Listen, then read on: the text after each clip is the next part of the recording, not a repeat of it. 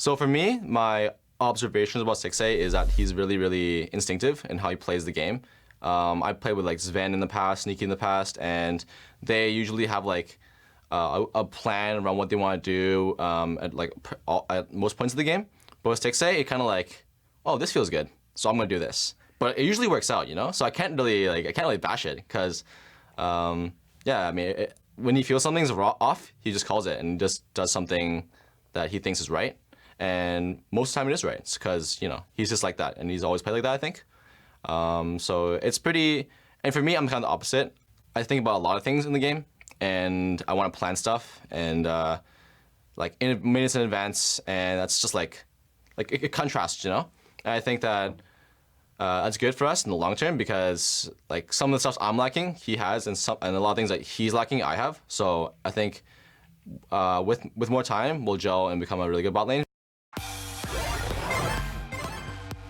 Welcome back to Monday Night League. Smoothie giving some of his words before we go into game number 2 of the day, but we wanted to switch things up here on Monday Night League, a whole new set. Are you any more comfortable over here than the desk side? Oh, absolutely. I mean, anywhere I'm sitting, I'm happy, but with the cushion, I miss all the stuff in front of me. I had so many props that I had like a ball I could throw. I have no props here. I guess I got the arm, baby. Yeah, I got a blanket. I guess I'll put that on. Yeah, I was trying to see if I can make this a prop. I'm going to work on that in the meantime because we have to talk about Immortals. Last time we saw them, they had a really great early game versus 100 Thieves, and that had a lot to do not just with the jungler, but a whole different kind of zone or feeling around them in the first portion of the game. Yeah, they were killing Someday a lot in the top lane with the Cho'Gath, and that was a weird one because before the game I was like, they're not going to go top. They're not going to play around sOAZ killing Someday. That doesn't make sense. But they started going top, and they were just destroying them over and over again. Yeah, I think Xmithie deserves a lot of credit for that.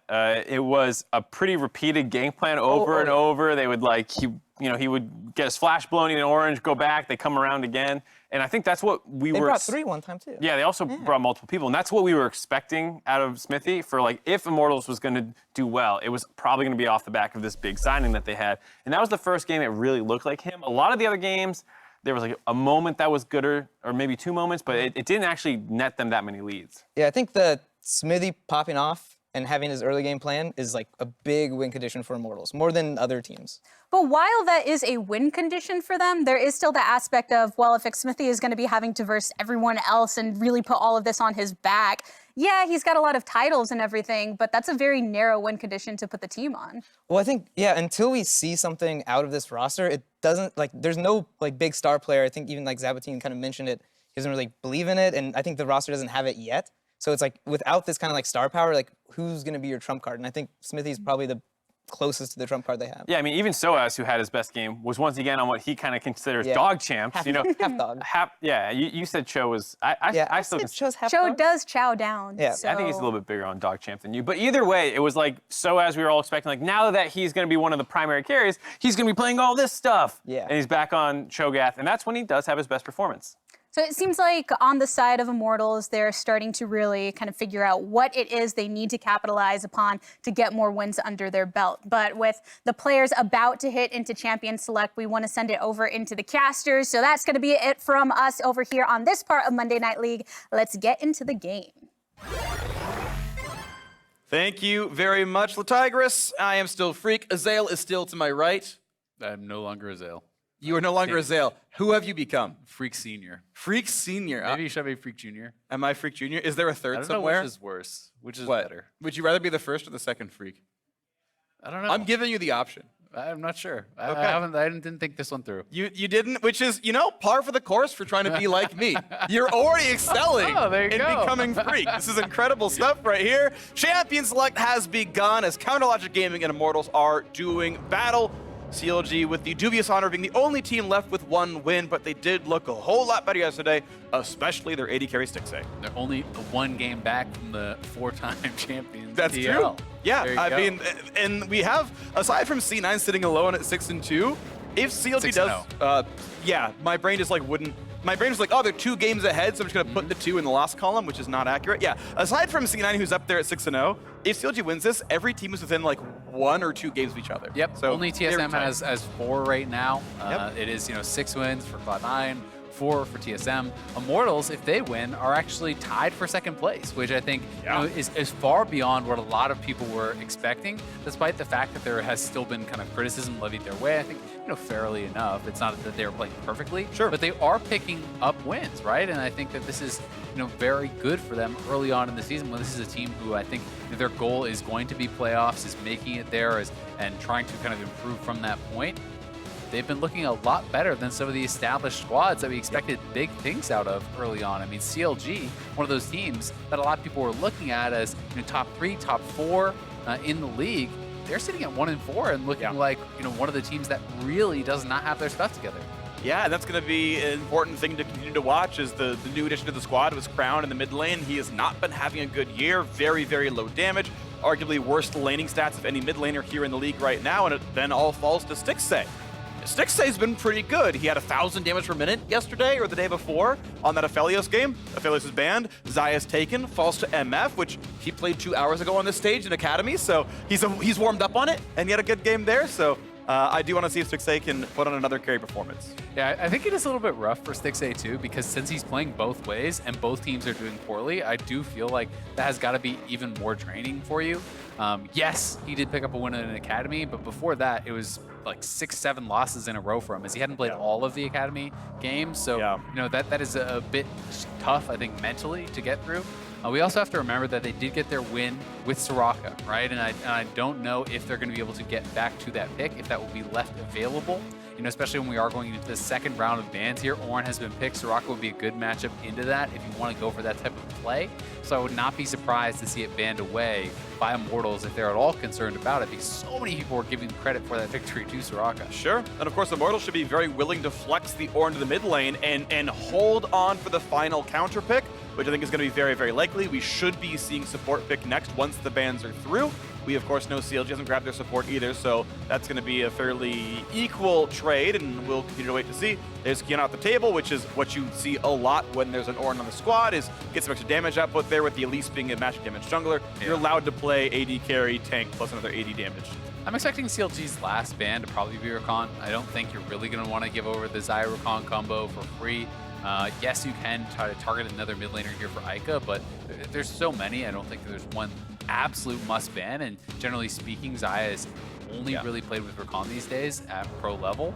A lot of people feel that it is a really important pick. Yeah. Yeah, and even then, as you're mentioning, I wouldn't ban mid laners anyway, because he'll just play Ornn. Like if you had 17 bans and you banned like Orianna, LeBlanc, Zoe, whatever, it's like that's fine. I'm just gonna play Ornn, like whatever. So as go play some more Cho'Gath, or who cares what. Nautilus gonna come through as the next go-to engage support. I still am quite partial to Leona myself, but not gonna be grabbed here. Just the standard Nautilus. And now we get to see CLG having to show who's playing top lane, and then let that Ornn pick the matchup. We know Rumble is likely to be mid here for Crown, and we'll see what Ruin's going to blind pick here. So I think, to your point about Leona has higher highs, right? It is an incredibly strong champion. One of the things that you're always going to hear people talk about when they go to Nautilus is reliability.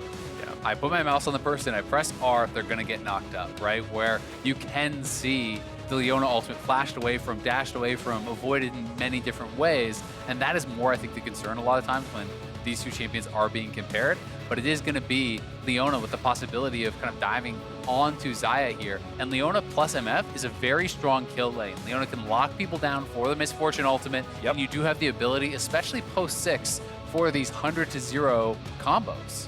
Now the expected blind top laner, Aatrox gets locked in. Of note, Soraka was still available to be picked, wasn't banned away. Immortals cared more about the Braum into Ornn, obviously blocks the ultimate, pretty strong pick there. So now Immortals can flex and choose the top laner they want to play. Cho'Gath GP was the top lane matchup last time around. Now what is it going to be now that we know Aatrox is up there, and it's going to be Ornn staying up top and Azir coming into the mid lane. Okay, very interesting. So it is going to be Azir into Rumble. Obviously, you are going to outrange the Rumble quite a lot, but Rumble does have very good push in the early game. Can kind of lock the Azir under the turret at times, and Azir is much more of that scaling pick. You do need time to get things going. Rumble, as soon as you hit 6, you really are ready to go to fight around these objectives. Eika, it seems like, is going to be kind of that late game insurance. There's a tremendous amount of scaling on the Immortals side. If it does go late, I favor their comp very heavily when you're taking into consideration the guaranteed engage between Nautilus and Ornn, the Ornn upgrades, as well as Xayah and Azir for those big hyper carries in the late stages. But CLG has a lot of ability to be able to make things happen early. Great gank assist, with this Leona. The ability to kind of group up with the Elise and make things happen alongside some very powerful AoE ultimates with the Rumble MF. That is going to be great for fighting at neutral objectives, and that really has kind of been the name of the game in Season 10. All right, well, here we go. Comps on your screen. We get more dog chance for sOAZ, but his Cho'Gath was so good last time. Might just see it again. It's going to be an interesting one to watch for. I think it's worth looking at Immortals as a squad, what they've done so far this year. They've had actually year-long a very, very bad early game. Them and CLG, the only squad with under 1,000 average gold deficit at 15. But they slaughtered the early game last time around. If they can stay on that form, I expect a whole lot of work done for them. And I think so much of that credit is deserved by Xmithie for that early game. He was incredible on the rec side. Really felt like he was everywhere, making multiple trips up to the top side, being able to get advantages for sOAZ, which he then made good on. We know he can get similar things done on the Elise, another really powerful early game ganker. So we'll see what he has in store for us here.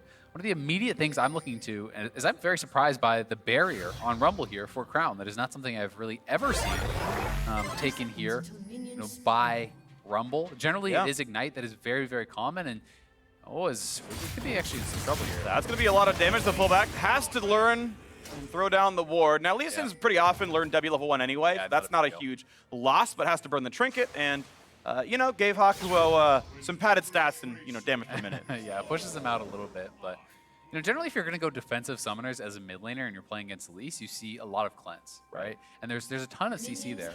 But that being said, barrier is, if used well, a really, really powerful defensive summoner.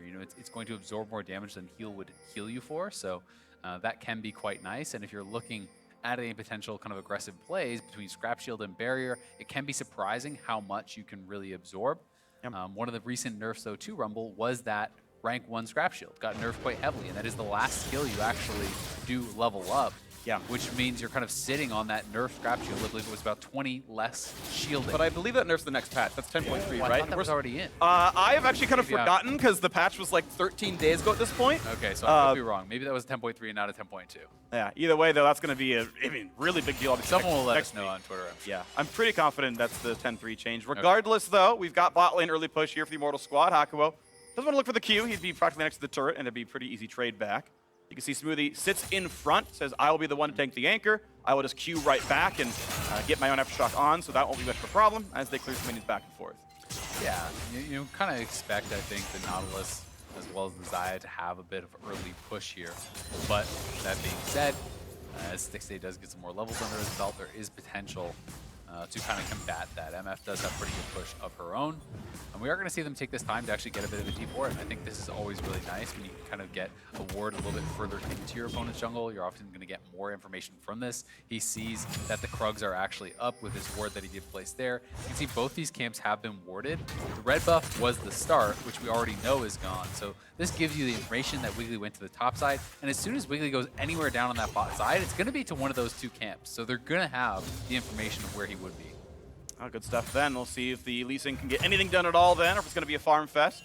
Of note, Bruin has the highest jungle proximity of all top laners. And as Wiggily ends the topside jungle, he's up towards with his top laner pushing, trying to poach topside camps here as well, and looks like chickens are his, and Bruin's coming down to make sure that's going to stick.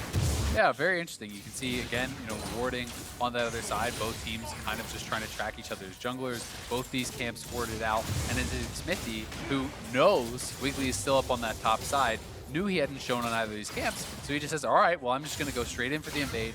And he will leave that last little raptor alive. They're worth very little experience as far as the total picture. So it's almost always worth leaving one little raptor up just as a counter jungling move, because so much of the experience is in that big raptor. And now it is a 3-man play potentially towards that mid lane. Well, Stit right now is a temporary Scuttle Crab lead for Wiggily as he's going to take the recall and come back with his red smite. But Xmithie going to answer that pickup, and so the jungler's going to have very similar camps done and very similar CS overall. Xmithie's going to stay out on the map, actually, and look towards the bottom side. I think he's kind of predicting the Lee Sin recall, and maybe he can cut him off at Krugs. Yeah, we'll see if he does catch him there. Well, Xmithie going to kind of get a little bit of the bad end of that timing. If he was a little bit later, Wiggily likely would have started that camp. And then if you spend the spells on it, Elise can kind of take that fight. But because Wiggily did actually spot him on the way over there, and his bot lane is closer, it's really too risky of a play to move forward. And Crown knows Elise's bottom side, does get the vision, says hello, puts on the W. 80-point shield at rank 1, so it is pre-nerf scrap shield, and Crown feels comfortable here. Does have the CS deficit. I think that's kind of expected on the matchup. There's enough damage coming out from the Azir that Crown has to be respectful, and gets what he can, overheats again. Decent damage. Oh, that's actually the first slow. This is so much damage. Eika, you're going to get punched again. Has to burn the flash. If that E landed, he was dead. And Crown could have flashed for the Q and chose not to. You have barrier. Why did you not flash for that kill? That's a guaranteed kill. Even if someone comes and actually gets you afterwards, that should have been first blood there for Crown. And honestly, a pretty big mistake, it seemed like, from Eika. I think he just did not save a soldier to actually be able to E backwards. And Crown recognized that, went for the all-in play. If he had Ignite, it would have been a free kill. Even without it, though, I think that should have been a kill. Well, at the very least, it's a recall and it relieves some lane pressure. But yeah, that could have been so much bigger in the mid lane. And Crown, who's been having some troubles this year, finally gets at least a win in the laning phase, even if only moderate. The question is, can you make good on that advantage? Can you actually punish him for being down the flash? Because if you can't, then who cares, right? You really didn't get much from it. Maybe we'll be able to call up Smoothie and try to make a 3-man play, try to get something done there. There's no cleanse, obviously, on Eika, so Leona plus Wiggily coming over, you can maybe punish that, but I think that should be the focus for CLG for the next couple minutes. You really want to get something out of that. Well, right now it's back to farming for the junglers here as Ruin's trying to shove in top side and has a decent CS lead, but sOAZ should pick up a lot of this. Yeah. Make it close yet again. These aren't going to be too big of issues, and here comes the Q. Here comes the W. Look at all that beautiful AoE damage. Slam! Yeah, nicely cleared out there, and we'll see if we can use back up to actually get the rest. Only missed one, so really good CSing by sOAZ, sitting pretty much dead even here with Ruin. We knew that Wiggily was playing a lot on that top side of the map because of the warding that they had done, so he was going to have to sit back in the early lane. That is kind of where Ornn can sometimes get an advantage in these melee matchups, and that was taken away from him. So credit to sOAZ for being up farm in that situation. Merkrez rushed in for Crown. As yeah, the top gets shoved in, gonna get caught down by Ruin, and we can see some mid lane pressure coming out a little bit. Yeah, barrier plus the Merkrez. Very, very defensive setup here from Crown. We'll see what he can get done. It is Xmithie moving his way towards mid lane. And we'll look for a bit of a play here. I think Immortals are sensing the fact that CLG may want to try to capitalize on that flash being down, so they were trying to be in that area too. Oh! Wow, now he burns his own flash by face-checking Hakuho, and well, now that mid difference is gone entirely. The TP was burned to get the minions back for Eika, and yeah, he's still up about a wave of farm overall, so yeah, I'd really do whatever that would have looked like with a kill for Crown, but end of the day, that's the game state we're in. 600 gold lead for CLG overall. Gigantic lead in the bottom side. You're seeing it. Okay, it's going to be more like a 10 CS difference as Altec clears this out, but Altec and Hakuho have been having a pretty weak landing phase of late. Xmithie going to find the stun of the re-engage. Blue is stolen, but Smoothie can just walk away back to his teammate, and a blue steal is going to look really good against Azir. Yeah, Stixxay actually has it, and that was smoked with 1 HP by Wiggily. Nice. Where Stixxay then did get it, which leads me to believe was not an intentional donation of that blue buff. Counting. Stixxay going to be happy to receive it, nonetheless. This Drake is going to go over, but you should take the last hit here. Extra 50 gold, sorry, 50 XP for killing the monster yourself, and indeed grabs that one. CLG still remaining 200 gold up, plus the Cloud Drake, plus the blue steal. Yeah, and with that blue buff down on the bottom side, you can just kind of liberally use your spells a lot more as the MF. You don't have to worry too much about that. So should give them a bit of an edge there and help them to maintain the advantage that they've already created for themselves. Yep. Here comes the Q spam. Hakuho takes one of them. He's coming up in a second. He's going to drop that one down as well and just keep the spells going. Should feel comfortable for the next minute and a half or so. Yeah, so not too much time until Eika has that flashback, you know, about a quarter of that cooldown left, so a little bit over a minute. And, you know, no visits really from CLG towards that mid lane, so no advantage now has been gained from that pressure that Crown got. Could have been a solo kill. Didn't really get to follow up on this, and this is one of the things that I think, you know, CLG at times has been getting criticized for, is not capitalizing on the advantages where they can find them, but then they go. Sonic Knight is on. Hakuho should die for this, and the ult makes it happen. First blood, CLG in the 2-on-2. Nicely done there by CLG, punishing using this level 6 MF. They had the blue buff, they get a little bit of poke down, and commit the Summoners, 3 blown, but they are going to be able to grab this kill. So let's watch this one more time.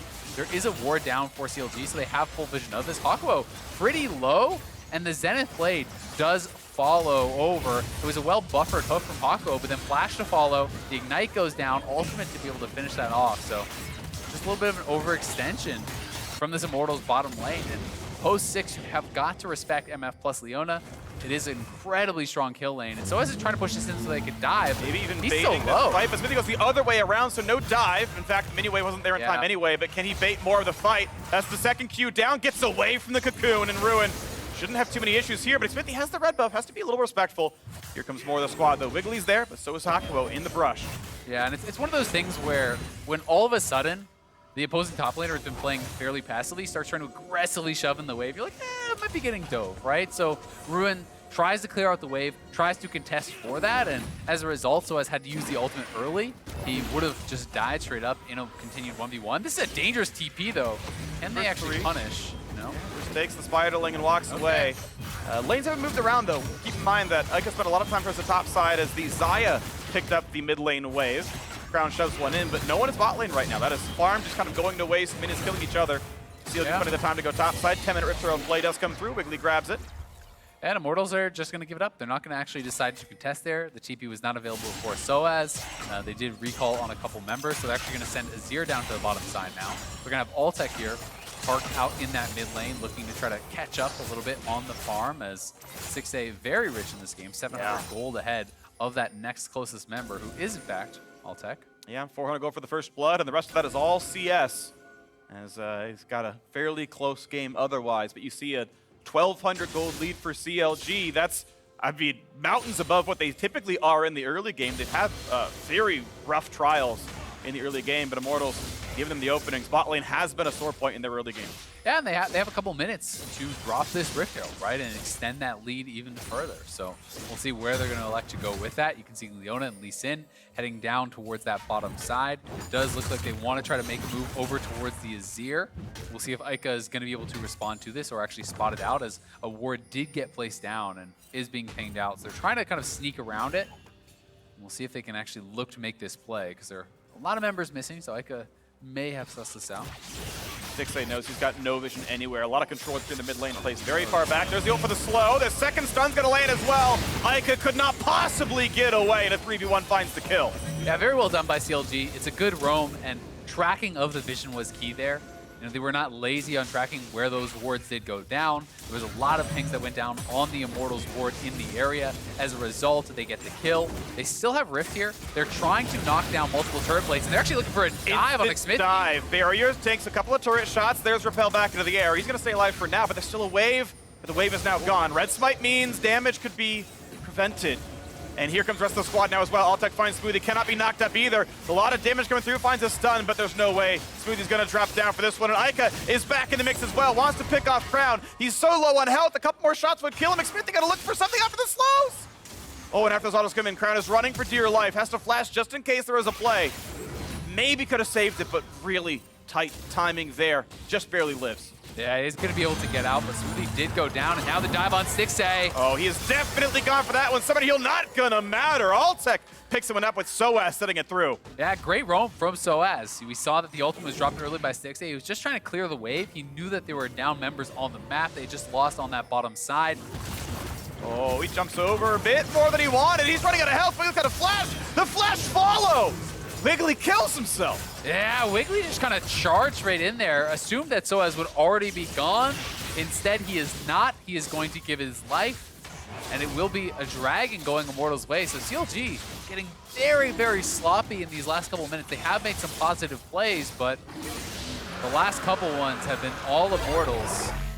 As we're going to see this bottom lane play one more time. Snuck around that ward.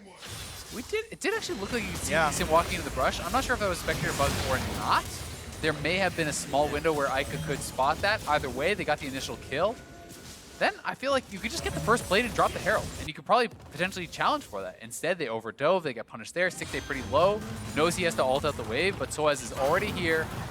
Great knock up straight into that Blade Caller. from Altec, and that was just a really well-coordinated dive. Yeah. Not giving Stixxay any chance, who had no flash. Yep, nothing Stixxay could have done aside from not test the wave, but it's seductive. You can so easily ult the wave and not be caught, but again, sOAZ, great roam.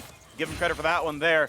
Eika maybe should have just flashed the Solar Flare when he first saw it, because he wasn't locked out until that landed. That could have been available. Maybe that would have changed things around, but here's the game state, 300 gold difference. And when we checked in last on the gold, it was actually Stixxay, 700 gold up on Altec, and that has now swung around, despite the fact that they won lane, they were up in farm. It is actually a 300 gold advantage for Altec, because he has picked up 3 straight kills. He got the Smoothie kill on the overdive. He also picks up the kill on Stixxay in the mid lane, so he's been a beneficiary of a couple of these plays. And now the Rift Herald just gets dumped bot lane, post plates being down. Yeah. And it's not going to get a turret kill, so really not getting the most out of this from CLG. Really just felt like they could have dropped it on that previous play.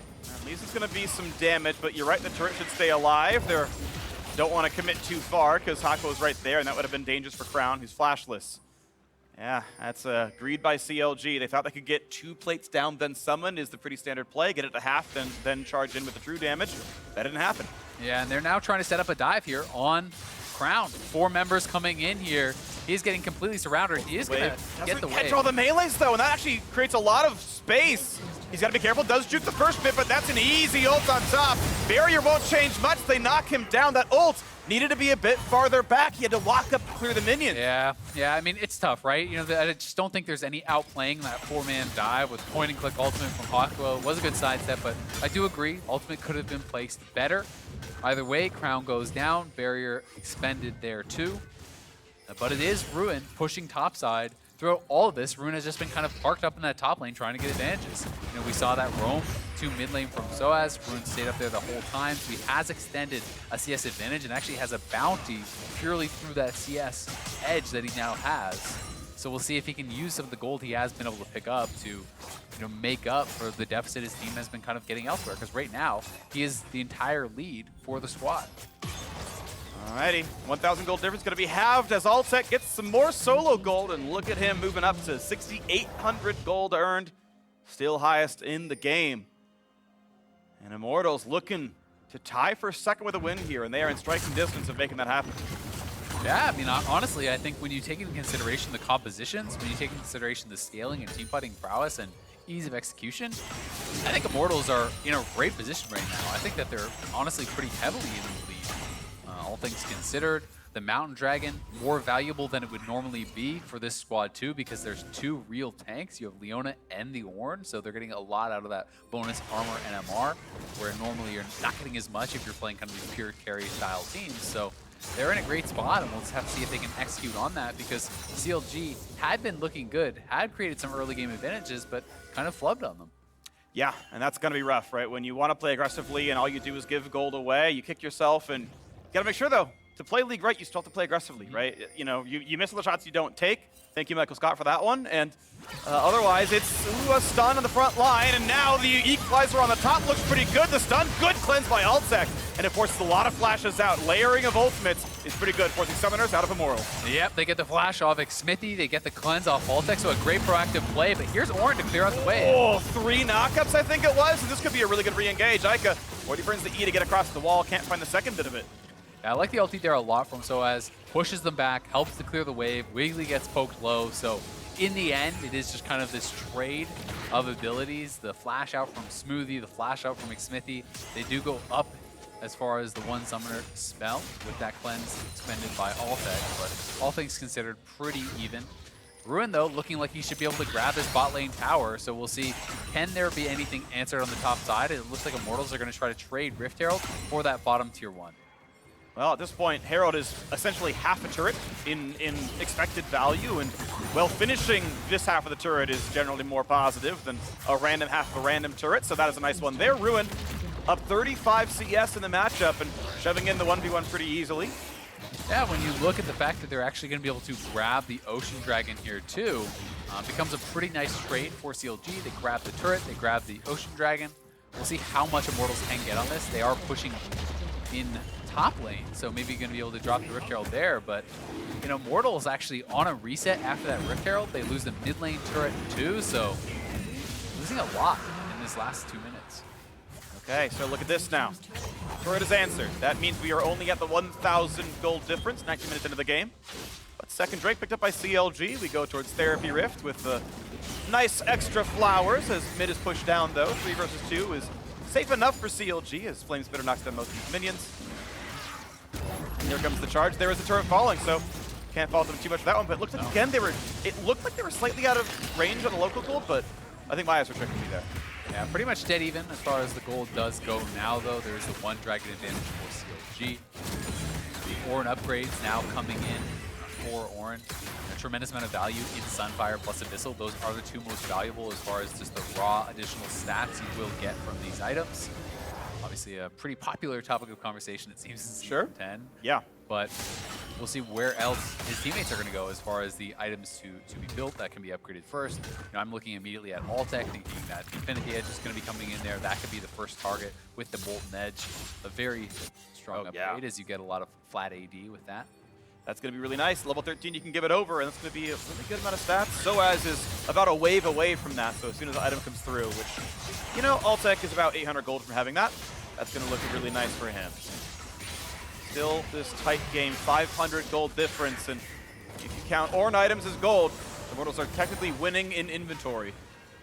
What if this is basic? What if they land this? Look at the call! They knew he was there, it forces the flash away. That was in fog, but they knew he had to be recalling in that brush. Yeah, that's just a great ultimate from Smoothie. Has confidence to go for it. They do get the flash out of Eika. Stoneplay also now completed for Smoothie, so he's going to be very, very tanky if it does come to that 5v5. If you can get in the midst of things, have the Aftershock up, have your W on, and that Stoneplay can become so damn hard to kill until those start to expire. Gold is tied, though. Immortals managed to pick up enough waves that they've tied up the game overall. 3 minutes, the next Drake comes through. CLG don't think are in such a great position to really take that one over, so I don't think Soul is going to be an obvious sort of point of this game. Mid-turret summoned there by Eika to keep some more mid-control for a few more seconds as they just go ahead and run over the top river. They're going to have easy control over all that. Yeah, moving up towards that top side, and they do have really good Baron damage. So that's something that CLG is always going to have to be nervous about anytime you do not have vision in this area. And for now, it is really good vision all around here for Immortals, right? This whole area is basically only their wards. I feel like actually that could have been snuck. Now that's a bold call. I'm not saying they should have snuck it, but I don't think CLG ever did anything to recheck on that top of the pit unless there's a ward I'm missing, but no, realistically, there's nothing in there. That theoretically just could have been a sneak out of nowhere. And just to kind of, you know, symbolize the point you made. Yeah, it is definitely possible. And anytime there's a Azir alone, you have got to be very, very scared. And then Azir plus Xayah, that is really, really, really fast. And Molten Edge now has been completed. Double Ornn upgrade is completed. So that's many thousands of gold of additional. You know, Ornn alone is getting over 3,000 gold worth of stats for those 2 items. The Infinity Edge upgrade is another 1,000 or so gold extra. So quite powerful. And when you take that into consideration, you're looking really at like 40,000 gold worth of value there for Immortals. Here we go. Look at the ult under the mid lane, but it only really catches Smoothie. Doesn't mean a whole lot there. A quick slow towards sOAZ, but he's so tanky. Of course, 3,000 gold after, sorry, 3,000 health even after being injured, but Ruin wants in. Lands the passive, lands the first knockup. They can get more here onto sOAZ. W comes in, but they're going to find the stun right afterwards, and sOAZ will be knocked down, but Crown will be chased here as well. They've got the damage. A 1-for-1, a trade of soul in, but a flash over the wall. Eika is flashless, ultiless, knocked up yet again, and cannot get away. Smoothie with the body block sadly takes both kills, but deserved those all the same. Yeah, that was really well done, and sOAZ thought he could get out of there without blowing his flash. By the time he actually expended it, it did nothing for him. He wasn't able to create any meaningful distance. CLG will get those 2 kills on the solo laners and this mid lane tier 2. Another good trade for them. Yes, they did lose Crown, but pretty expensive fight, you've got to say, here for Immortals. And it was the initial engage for them, but they only caught Smoothie with that knockup, and then it is this slow retreat. Ruin comes in, and sOAZ splits up from the team. He needed to go left, I think, to the rest of the team. And then the Infernal Chains here, that I think is where you need to kind of flash over the wall early. He waits, gets locked down, does get punished, and it's another kill now for Immortals as Wiggily died and blew flash during that replay. So back and forth, members getting caught out. Yeah. Looked like Wiggily was probably trying to set up for that dragon, but Immortals with the jungle advantage now here are going to be able to grab an easy dragon. Yeah. And it didn't cost Immortals an ult or a flash or anything. Hakuho's ult's still on cooldown. They just caught him out with maybe just an anchor toss into the feathers. Yeah. It was enough, so it ties the Drake score here. Both these squads going to have one Ocean. The gold difference is still about 1,000 to CLG's favor. They're squeaking that by once in a while, but it's still a pretty reckless game in the mid game. Yeah, and Ocean Soul is going to be very, very big if we are going late, where it kind of feels like this game does go. I think it is the most powerful soul by quite a lot. It feels like the easiest to kind of get a lot of use out of in almost every fight. It's going to be tremendously valuable. And you know, the effective HP it's going to give you almost always feels like it's much more than the Mountain Soul, unless you're getting 100 to 0'd, in which case Mountain can be better. But you know, especially when I've been fighting against tanks, I always feel like Ocean Soul on someone like Ornn, it feels like you can never kill him, right? Yeah. You're not going to 100 to 0 this character. He's going to have the Ocean Soul ticking for that health constantly throughout the fight, and it just makes it so you take so damn long to punch through that front line that any sort of reasonable play from carries usually wins you the fight. Well, 10 minutes ago till Soul comes in, if it does at any point. Until then, you can be a bit less respectful of the possibility of those healing. If it does come through, though, you do want to see Harlan halves the value of a Soul in any reasonable situation, and that's going to be about the best value you can find. We'll see if that comes through later on, though. Still, neither team is close to it. Yeah, quite a long ways off. Just the way that these two teams have been playing, it feels like they only really want to fight around objectives. They only really want to kind of look for that. Ruin has been very happy to just sit heavily in the side lane and try to create his own advantages there. But it is now the collapse coming in on him. So as the ult. Does get the knockup. Here comes Ghost as well through the spell book. They're going to have a really good chase down. A single knockup is had, but they're going to find even more with Eika. Comes in with the first Soldier. Ruin ults for more moves. That's going to get him out, but now they're re-engaged. That's pretty good bullet time damage. But can they find round 2 in the 4v3? It's Immortals just walking away, losing 2 summoners, actually 3. This could be Baron. I think CLG will just run right for it. That bullet time chunked so many members low. I think you should just start this, and they will. So it's going to be Immortals forced to get right back out on the map. Xmithie now has no flash, had to reset. sOAZ is on the other side of the map, needs the TP to even get here.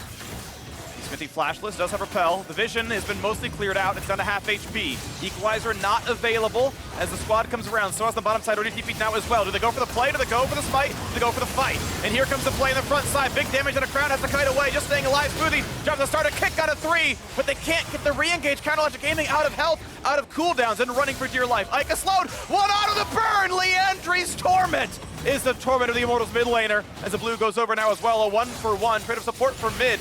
That could be a re-engage at some point for CLG. Yeah, that final kill swinging things in the favor of CLG, but Immortals, that initial team fight looked very, very good for them. CLG could not get past the front line. It was Hakuho and sOAZ absorbing all of the damage with the Stoneplate pop, and the carries were in a really good position here. It's all about Altec and Eika. You have to be able to get past the others to get onto them. They were not able to do so. Smoothie engaged onto Xmithie, who dropped the early Zhonya's usage, buying a lot of time, and then a good kick from Wiggily to knock multiple tanky members through each other. You know, pretty good damage there, but yeah, one shot over the wall from Stixxay plus the burn coming through on Crown was enough to actually kill off Eika. We are seeing, though, a little bit of a preview of why it can be so difficult for CLG to fight against Immortals in the later stages of the game. Big damage there. Scorch, Comet, Leandries. Adds a lot on the end for just single E. And now we're 90 seconds from the next Ocean Drake. It's not soul for either squad, but feels like pushing towards that. This is one of those points where the soul might determine who wins the game. Yeah, it really could. And this 3-item kind of power spike, when that is hit by Altec and Eika, who are closing in on that, I really do think that they have kind of officially outscaled at that point. I really do give them heavily an edge in the team fight stage. So we'll see if they're going to be able to get anything done there. Ruin is the guy who is up a level, who has 3 items earlier than Ornn. But it's so hard to actually get meaningful turret damage down as Aatrox and Ornn, who has such strong wave clear, without really kind of putting yourself in danger. Good meaningful damage. Wiggily nearly caught out, but does ward hop back to his teammate. CLG, though, hatching wards right now. They don't have the sweeper available just yet. Only 2 on the entire squad, and Ruin's running back to the bottom side right now, so it's Immortals getting some vision control. Xmithie, always a huge leader in vision score. Actually, him and Hakuho tend to lead the league every year in their respective roles for vision, so Immortals doing a lot with ward killing. Yeah, I mean, at least then you can kind of give a little bit of a pass because often you're saving wards for ward hops, but look at the vision score between the 2 jungles. 34 vision score there for Wiggily compared to 74 for Xmithie. Has been getting much more done as far as clearing out those wards and placing wards that effectively spot the enemy. He wouldn't take this. Doesn't have any energy. He takes it, actually. Okay. Wiggily, what did you do there? Watch me. What did you do there? I'm not happy about that play. Cocoon's gonna land. They don't even kill the ward. Smoothie gotta be careful. Knock up only the support, though, is not that bad. That's ulti down, and he goes for the re-engage. The ult's gonna miss, but the bullet time over the top is damage towards sOAZ, and Xmithie should be an easy target. The kickback is gonna set him right into that one. Wiggily stays safe, but does burn his flash. Q's gonna land. Don't do it. Don't do it. The teammates are right there. He goes for it, and just the stopwatch. His 1 HP out of Xmithie. He's running away. Oh my gosh, Wiggily gives me hearts attack the entire time in this fight. Yeah, but they do come out on top. They get another kill there onto sOAZ. So many spells expended to actually kill off that frontliner. Xmithie and sOAZ, they had the equalizer dropped on them. Xmithie barely does slink away, which is key, and I think that's all that stopped CLG from running straight towards that Baron. But a good kill will get them control of the Dragon area. Stixxay is going to start to solo this up, and they can, with this, maintain control on the other side of the map too, around the Baron. Well, solo point here. He ruined the pun. Ruin showed up. It was a... Okay. Well, that one goes down. You tried. I certainly did. And unfortunately, it didn't go through, but we still got a very tight game. CLG on soul point. Only 1,500 gold lead. Watch that fight yet again. Yeah, so this is one more time, right? It's all about kind of contesting for the vision here. Smoothie, the only one hit by the Ornn ultimate. Not a great Ornn ult from sOAZ. Then the bullet time, layered with the equalizer in this tight corridor. You could see the main squad there from Immortals, kind of on this right side of your screen, was really zoned out by Ruin. Ruin moved forward, pushed Altec and Eika back, and by doing that, allowed them to engage aggressively and spend all this time focusing down the front line of sOAZ. So really good team fighting there from CLG to kind of section it off and set themselves up in a way where Altec and Eika just weren't a factor. Well, the item spikes coming through. You can see both AD carries have finished their third big BF sword item, so huge AD stacks there. As we look down the line, 3 major items done for Ruin. Not the case yet for sOAZ, just the stat efficiency of his passive. Eika moving towards stats cap. That'll be huge when it comes through, but he's still about 2,000 gold away from finishing that one. Yeah, it's kind of interesting. You know, Eika just bought the Lost Chapter and basically just sat on that, used it more just for the laning phase. That's a stun, now traded back, and they bullet time this. They go for the play into Xmithie. Did have flash, but there's the slow. There is the ult over the top, and there's the flash burn for that one. Ult Ruin for flash. Turret comes up. I don't think you take this fight, CLG. You can wait out those timers. Wait till your own ults are back up. It's going to be about a minute still for bullet time. Again, so much of the emphasis here, just put on Ruin, getting his full push advantage, getting a CS advantage, and he's nearly 100 CS up now on sOAZ because sOAZ is grouped with the team, and Ruin is farming it up in a side lane. But they have no vision right now in that brush. Unfortunately, Immortals didn't actually clear out the pink ward in the Baron pit, so they didn't have to face check this, and now they have vision of this starting up. Are they going to try to burn this down? This seems incredibly risky. Oh, is marking. Smoothie walks to the front. Here comes Ornn. on the Right back. Ruin's in the back. Ruin can do a whole lot here. Gets some bit of damage to Xmithie. Here comes the hard engage. 3v1, but he's staying alive. Here comes the Ornn over the top now as well. Big damage, big stun to the backside. Ruin stopwatch, but he doesn't have a good way out of this one. Takes another route. Has to run back, but he's so low on health. Jumps over the wall. He's a shield to stay alive. And Stixxay chases down Xmithie. CLG withstand that battle and have now pushed Immortals away, who are now missing their smite. If they wanted the Baron play, Smite steal wouldn't happen. Scribes does a lot here to track the movements. And here comes the TP. They're going for the play, CLG. Yeah, they are starting this up. I'm not sure if sOAZ has a Smite available with the spellbook, if he can swap over to that. But a lot of key abilities on cooldown, and the Immortals are just saying, we're going to have to give this up. They're going to back it up, seed the Baron, and CLG will get a major advantage in this game. Baron buff will be active with this next Ocean Dragon spawning. Counter Logic Gaming had a 0-4 start to the league and looking like a 2-0 weekend. We watch that fight yet again. And a lot of this really is about the pressure that Ruin creates, right? This is this guy that they've been putting so many resources into, spending so much time in the side lane. As a result, he's level 18 and incredibly tanky. He buys so much time with that stopwatch and is not able to be knocked down. It allowed Stixxay to get time, run all the way around that outside, get on top of Xmithie and actually take him down. Despite the fact that it looked like a great Ornn ultimate from sOAZ, again, this is another fight where Altec and Eika were not connecting with the correct members, and the positioning in the team fights just seems to be better from CLG in these last couple ones. Just bit by bit, they're making it happen. We can see the game state here is about a 3,000 gold lead to Counter Logic Gaming. Baron buff on for 2 minutes, and Dragon Soul spawns in 75 seconds. That should go to CLG. Immortals need to plan, craft some kind of a play around that eventuality. CLG should be doing the same. I mean, I think Immortals have got to contest for it. I don't think you can give over an Ocean Soul and expect to win the game. It feels like it would be such a low chance to be able to take this if you do give that up. But at the same time, you know, what have they really got to be able to kind of move forward? We've seen that CLG have the ability to actually just focus the front line, to knock them down when they are kind of split up from the rest of the squad. Stixxay has had good bullet times across the top. One of the things that you can notice, though, is Stixxay does not have any of his summoners. You know, both the flash as well as the heal are on cooldown, so that's something that could look to be preyed upon. Perhaps an ultimate coming through from Hakuho, and maybe you could get access to that backline. Okay, this is the last mid lane wave that matters. 25 seconds, the Drake spawns. CLG going to be the second one to pick it up. The next wave meets the time that the Drake comes up. So that is a bot lane push that works for Ruin. Takes that one down. Mid lane cleared away by Stixxay, gets the shield. And here comes Immortals sitting into this bottom side of the map, taking over the right side jungle.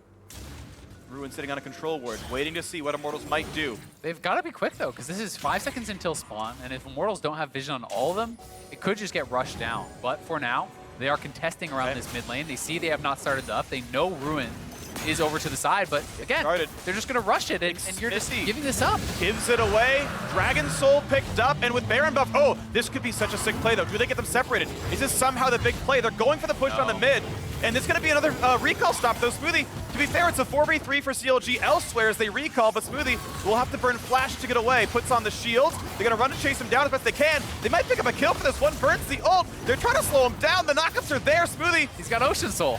Yeah, he's tanky, but they're going to find the re-engage. They ult for damage. They will burn him down. You have to. No way. Okay. The kill is picked up, but that's not maybe as bad as it looks. It's mid lane tier 2 going down, and Immortal's going to kill for a bit of map control. I don't know. I mean, it felt like such a reach. You know, I get the idea. All right, give them the dragon, but then we stop the recalls and we take the base. But are you really ever going to be able to stop enough members who have Baron recall in that position? I think if there wasn't Baron on CLG, it could have been a good call.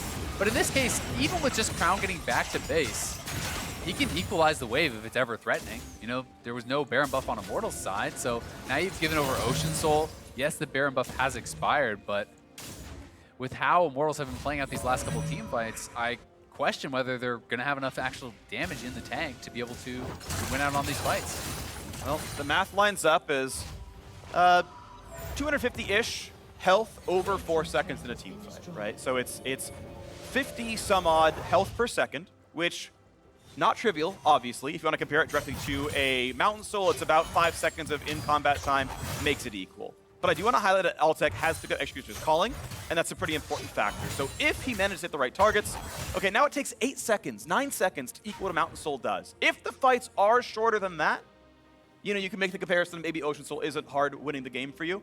If they are slow fights, though, and with how Rune's been playing it, with the stopwatches on CLG, it's likely to be the case. This will do a lot of heavy lifting as the fight goes on. Yeah, they also have the triple Ocean Dragon, Sure. so that's going to be even more regen on top, and it is very difficult to have, you know, Executioners applied across the whole squad at the same time, but we will see. You know, there is possibilities of bursting people down, but generally speaking, if you can't insta-kill people against Soul, you will not be killing them at all. Yep, it adds up, especially as you mentioned, the missing health heal remains in combat this season, and if the fight is slow, yeah, CLG is going to stay topped off. So, Baron buff is gone. We know the Elder Dragon spawning in about 3 minutes. CLG is back to controlling mid. Guardian Angel in there for Wiggily. Ruin level 18, Crown level 18, Stixxay at 17. He's got plenty of stats here as well. Rapid Fire Cannon done on the one side. Hurricane picked up for Altec, which again, I think makes sense when you've got an Executioner's build going on. You need to make sure you can apply that debuff. And 4 essentially melee champions. Yeah. Right? Well, 4 just pure melee champions, so there should be targets for him to hit. And Immortals will have opportunities to be able to win these team fights, but they have got to be, you know, better set up when it comes to that team fight. They have oftentimes not really been, you know, having correct battle lines, not having their carries able to actually connect with the targets that are being CC'd by their tanks. You have to be really organized in that way. And it does get really, really hard in the side lane because for Ornn, there's just actually no chance you're ever going to kill Ruin no matter what he does at this point with Spirit Visage plus Death Dance plus the Ocean Soul. So, you know, if CLG want to commit to a split push style of play, you can actually just start to ignore the towers and just be hitting this guy over and over and over, hitting the tower, chipping it down. Okay, Baron in 8 seconds, and CLG says this is the objective that wins us the game, and they are poised to do so. A 4,000 gold lead they've shot, they've got the soul. and there's no easy epic monster to contest here. Baron is on the map, they're hitting it already. Smoothie is going to be marking the opposing team. Ruin sitting on the far side of the flank, ready to ult him when a fight does start. Wiggily infinitely tanky against Baron here. A little bit of poke comes through. He's got the shields, he's got the soul. There's Ruin finding a spot onto Eika. Can't get across the wall, though Smoothie just only finds that single stun. There's the ult over the top, pretty decent, finds some slows, but they can't get any kills. That is ulti and ulti down. 3 burned, with only 2 down on the Immortals side. Yeah, flash off of Eika, and you can see the ability for them to just continuously go back to this Baron. They're going to have Ruin just push out this wave, and unless there's a lot of focus on him, you're not going to be able to just poke him down whatsoever. So CLG are going to look to try to have these extended plays. Eika does reset, though, during this time, and is able to hold on to the teleport also, which is a pretty big deal. Okay, looking again. CLG pushing in the mid lane, and once again turning it around. Single Cloud Soul on them means they've got some of those ults back already. Aatrox, Leona, Misfortune. Leona's close here. MF had hers from last time. Sweep the ward, they finally kill it. Now once again, mid lane, turret is summoned. It remains mid lane control for Immortals. Eika a few seconds away from the ulti being available on that side. Smoothie once again holding the front line, looking to see when someone comes in. Ruin over the wall. Crown still waiting in the wings. Here comes the re-engage yet again. A slow not going to land, but here comes the re-engage now. For Ruin over the top. Here comes Equalizer up there as well. Hakuho in the front line taking a lot of damage. They're going to burn him down to start. Looking for the re-engage though, but Azonia's Hourglass keeps Crown safe for now. And once again, Immortals forced to run away. TP burn. They're going to go for the mid lane play. It's a bit of a base race attempt there for Immortals, and sOAZ is so very tanky. Recall's coming through, but Xmithie flashes to stop one. Inhibitor is down. They're going for the Nexus right away. And Immortals look to tie for second. The base is in shambles. And what a play for Immortals! Can you believe it? Immortals pulling this one out on a brilliant call, TPing Eika over to join Altec. The full call to just interrupt the bases there. This time, this was what was supposed to happen when they made this call around the Elder, around that Soul Dragon. But no Baron buff recalls for CLG this time around. So Xmithie flashes in, gives his life to interrupt the teleport. Ornn is interrupting as much as he could as far as the recalls go. And these 2 carries just knock down the Nexus. What a play. Immortals end week 3 tied for second off of incredible late game shot calling here against CLG. If that game is solo queue, that's almost always going to Counter Logic Gaming there. But the Azir turret summoned in mid meant the wave instantly bounced and they had the next one ready right away. And then they called Altec to run down. They TP'd in Eika. Just beautiful there. Truly, truly beautiful. Everyone played their part correctly, and it's a 4-2 squad. I think what we've learned is the turrets do not get the Ocean Soul. Nope. They don't reach that nearly enough. You can take down the base, Freak. They can get taken down so very fast. That does mean that Counter Logic Gaming are alone in last here. A valiant game from them. I don't think they're a terrible team, but they are 1-5 right now. They played Immortals close, which ends up being a second place team right now.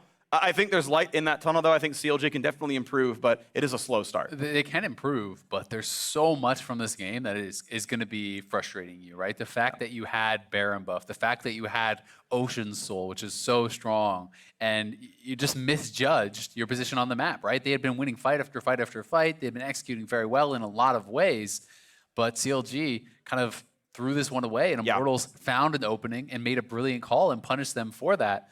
But, you know, I've got to throw a little bit of kind of a question mark Crown's way. Like, I don't even understand how he had such low farm in this game. Yes, Ruin was playing heavily in the side lanes, but, you know, was the barrier the right call? If you want to play side lanes, if you want to try to do something else, maybe you need to teleport. We didn't see him actually flash forward and capitalize on what should have been a guaranteed first blood solo kill after Eika's mistake.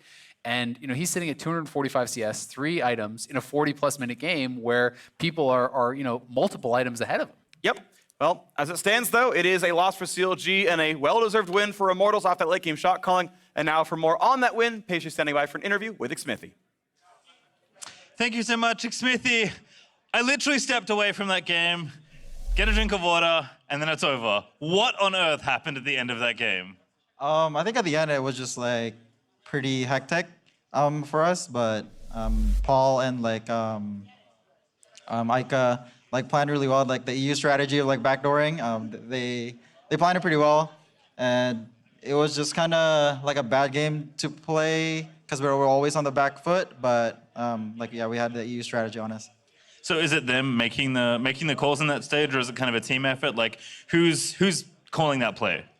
Well, I mean, specifically that play, like Paul said, there's like to keep pushing mid, and then we tried to stop as much as we can, and yeah, hopefully it paid out pretty well, I guess. Yeah, of course, tied for second now, maybe not where people expected things to be, but let's take a step back now and just talk about what's it like for you on a new team? Yeah, I always like being in like a new team atmosphere. I'm not new to like being in a new team. I've been like in quite a lot of teams actually.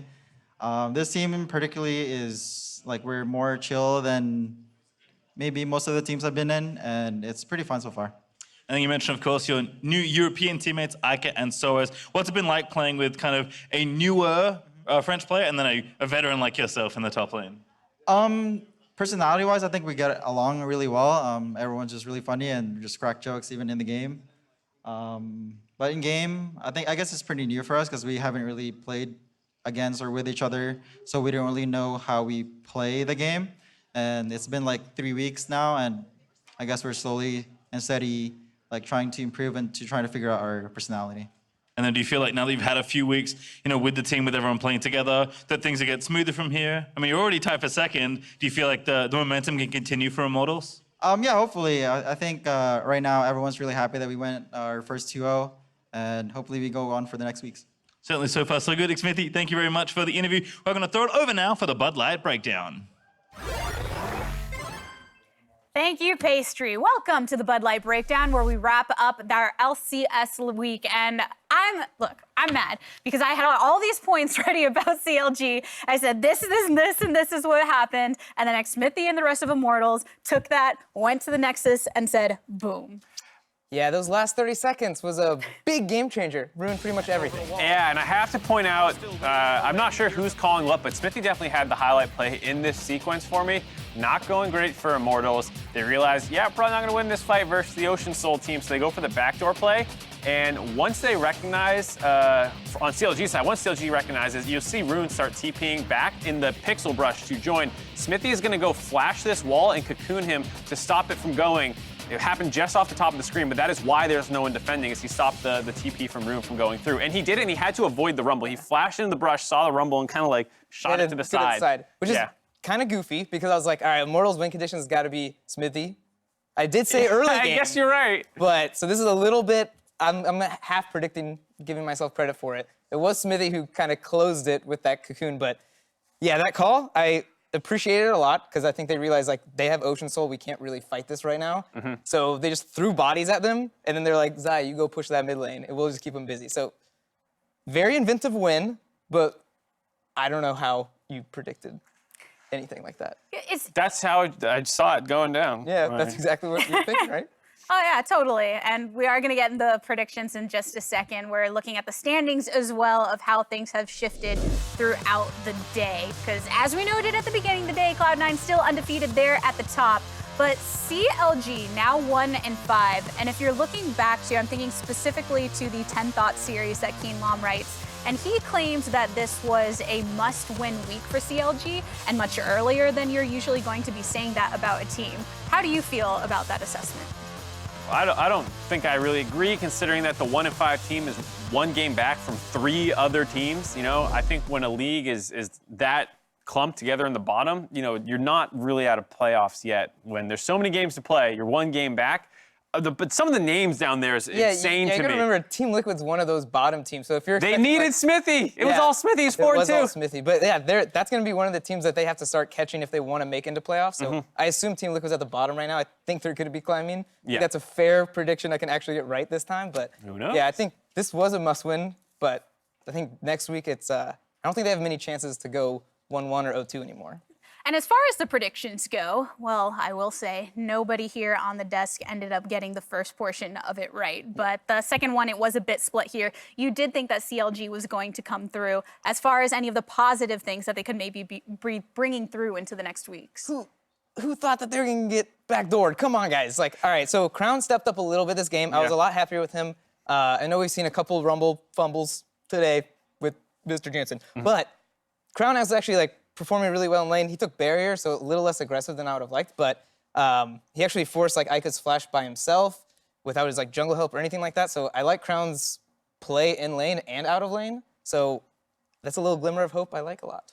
I think overall they were more on the same page. There were still some fumbles even in the early mid game where people were going in after a fight was probably already over. But the fact that they are still staying proactive is really impressive to me after having some struggles through 3 weeks, that they're not, starting to get shy around making plays. With our Monday Night League matches in the books, let's go ahead and take a look at what the LCS has in store for us as it returns on Saturday. Now we hopefully get the premiere of Broxah on Team Liquid as they face off against Immortals. That is the claim currently. And then we also have a very interesting match coming up between Cloud9 versus TSM. I may have to just kind of lock into that match because there's some very important things I think to consider if you look at TSM and Cloud9 maybe in week 1, as opposed to now looking at the matchup coming in week 4. Yeah, I mean, I still think Cloud9 is going to be favored for this matchup, but TSM coming off of a 2-0 week like this, they're looking a lot better. So I'm kind of excited to see what it looks like. It's got to be at least a good game for sure. It's not going to be a stomp, I don't think, but I would still favor Cloud9.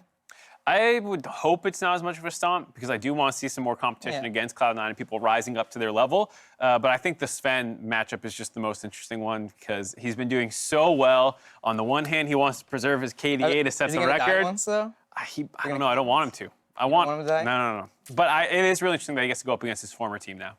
And speaking of Sven, who was our MasterCard Player of the Week last week, it's time to reveal who our MasterCard Player of the Week is this week, in which we are honoring, what do you know, another C9 player in Blabber.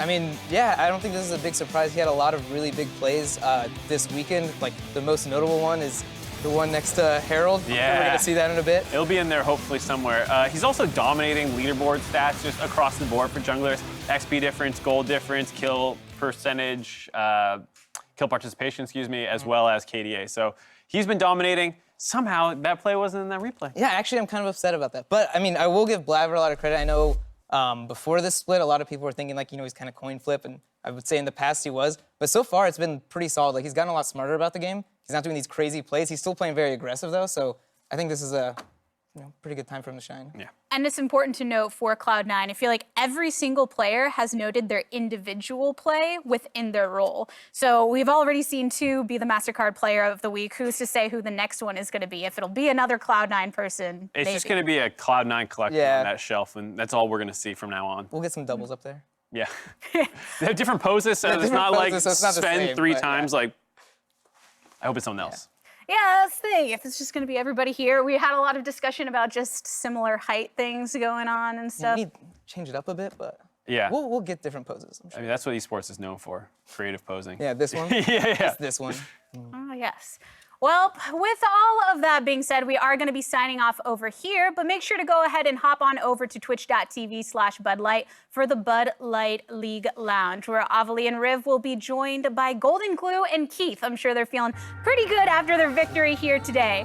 But for myself, the casters, and the entire LCS broadcast crew, thanks for watching, and we'll see you next time. For now, over in the Bud Light channel. Good night.